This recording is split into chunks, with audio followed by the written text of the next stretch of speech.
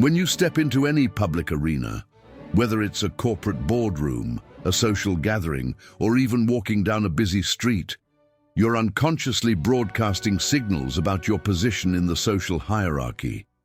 These signals determine whether others will view you as someone to respect, follow, or completely disregard. The harsh reality is that most individuals unknowingly destroy their own social standing, not through dramatic failures, but through subtle, everyday behaviors that gradually erode their perceived authority and credibility. What I'm about to share with you today draws from centuries of political strategy and social psychology, revealing the critical behavioral patterns that separate those who command respect from those who become invisible in society's power structure. These aren't mere suggestions for social etiquette, but fundamental principles that govern how human beings assess dominance, competence, and worthiness of attention in any social context. The ancient strategists understood something that modern society has forgotten.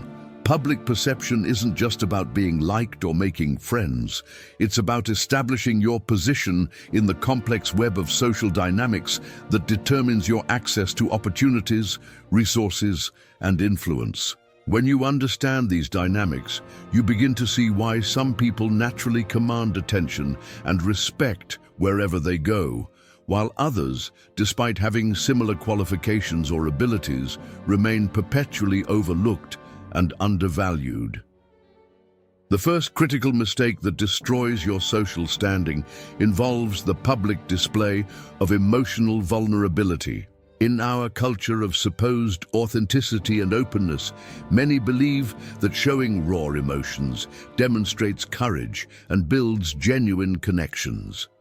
This belief couldn't be more dangerous to your social positioning. When you allow your emotional state to become visible to observers, you're essentially handing them a roadmap to your psychological pressure points.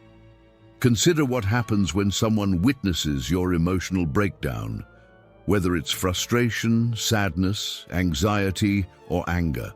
In that moment, they're not seeing strength or authenticity. They're cataloging information about your triggers, your breaking points, and your coping mechanisms.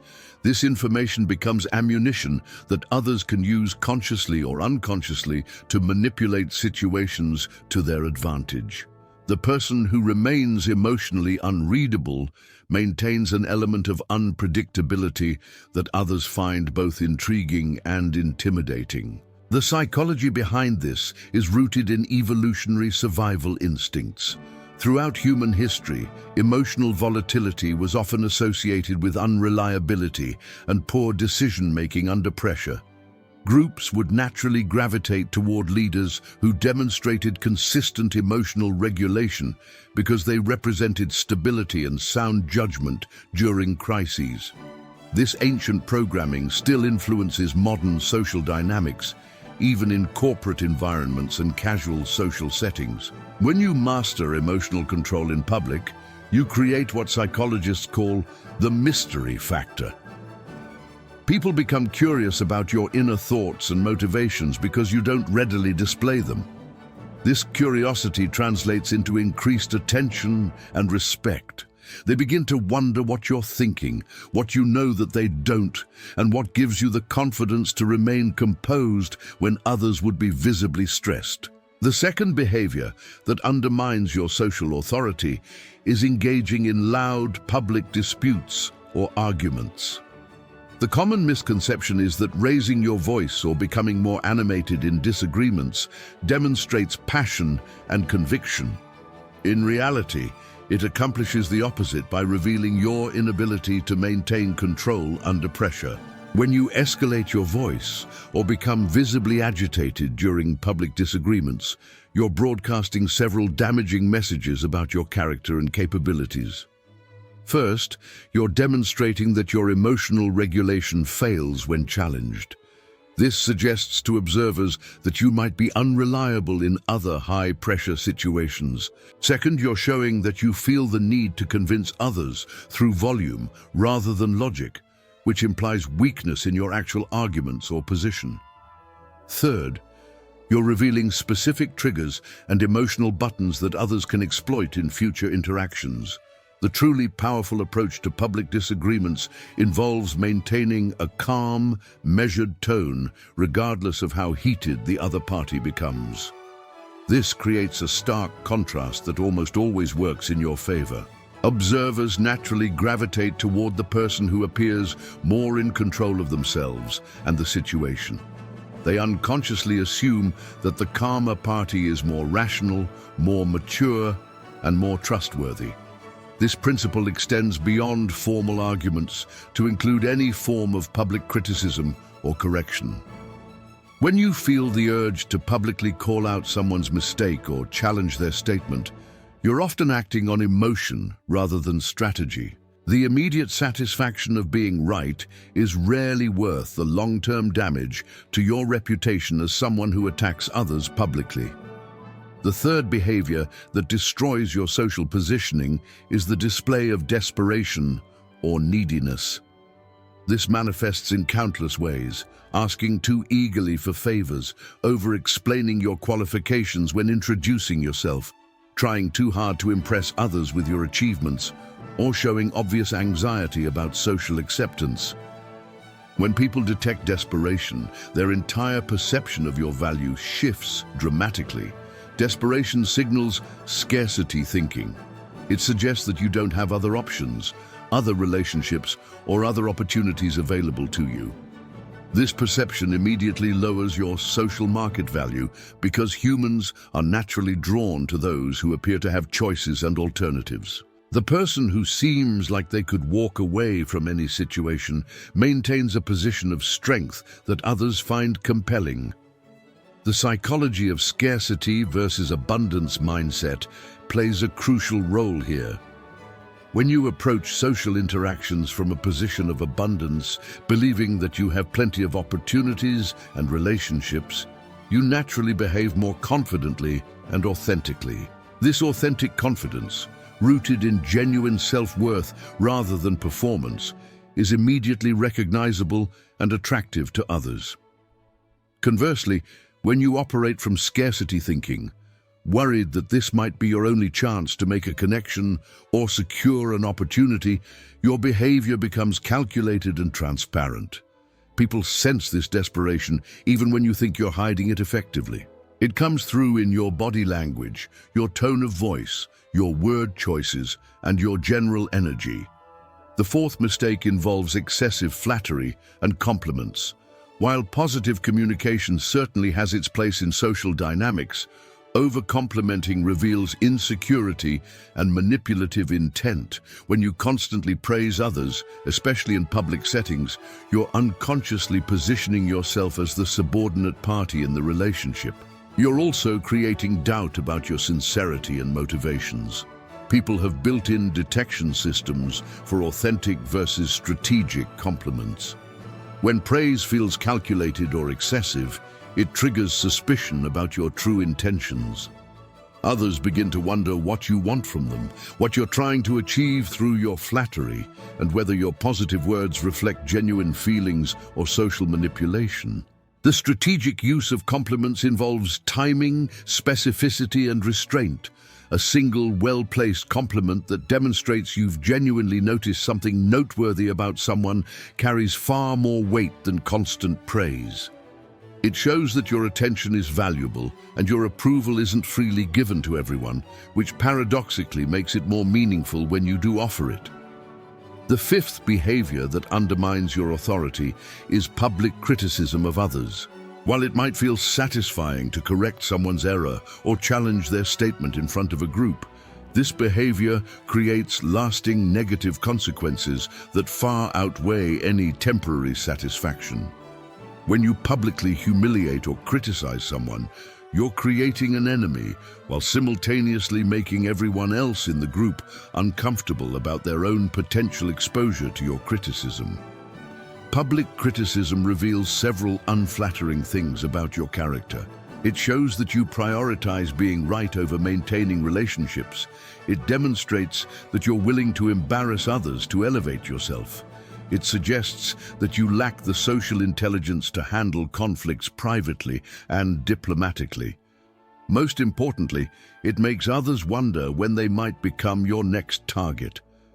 The alternative approach involves addressing issues privately, allowing people to save face while still communicating your concerns or corrections. This builds loyalty and respect, because you're showing that you value their dignity, even when you disagree with their actions or statements. People remember how you make them feel far more than they remember the specific content of your interactions. The sixth mistake is trying to be the entertaining person in every social situation. There's a seductive appeal to making others laugh and being seen as the funny, charming person in the group. However, when humor becomes your primary social strategy, you risk being perceived as the entertainment rather than as someone with substantial value or serious capability. The psychology behind this involves the difference between being liked and being respected. While these aren't mutually exclusive, when you consistently position yourself as the entertainer, you often sacrifice respect for likability. People enjoy your company, but they don't necessarily see you as someone with authority, expertise, or leadership potential. This doesn't mean you should be humorless or serious all the time. Instead, it means being strategic about when and how you use humor. The most powerful social position involves being someone who could be entertaining, but chooses when to reveal that side of their personality. This selectivity makes your humor more impactful when you do use it, while maintaining an overall impression of substance and depth. The seventh behavior that damages your social standing is oversharing personal information. In our culture of social media transparency and emotional openness, many people believe that sharing personal struggles, intimate details, or private challenges builds deeper connections with others. While vulnerability can indeed strengthen certain relationships, public oversharing often backfires by reducing your perceived competence and creating awkward social dynamics. When you share too much personal information in public settings, you're essentially giving others power over you. Every detail you reveal about your insecurities, past mistakes, financial struggles, or relationship problems becomes potential ammunition for those who might want to undermine you later. Even people who have no conscious intention of using this information against you may unconsciously view you differently based on your revelations. The principle of maintaining mystery involves understanding that people are naturally drawn to those they can't fully figure out. When you remain somewhat enigmatic about your personal life, others become more curious about you and more invested in earning your trust and confidence. This curiosity translates into increased attention and interest in your opinions and perspectives.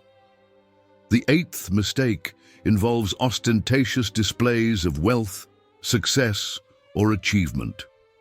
While it's natural to feel proud of your accomplishments and want others to recognize your success, public showing off often generates resentment rather than admiration. When you constantly reference your expensive purchases, prestigious connections, or impressive achievements, you're inadvertently creating distance between yourself and others, while potentially making yourself a target for those who resent your success.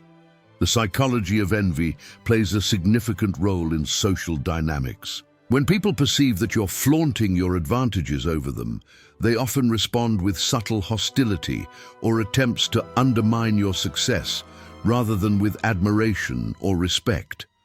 This response is largely unconscious and rooted in evolutionary psychology related to resource competition and group dynamics. The more sophisticated approach involves allowing others to discover your success gradually through observation rather than through your direct communication about it.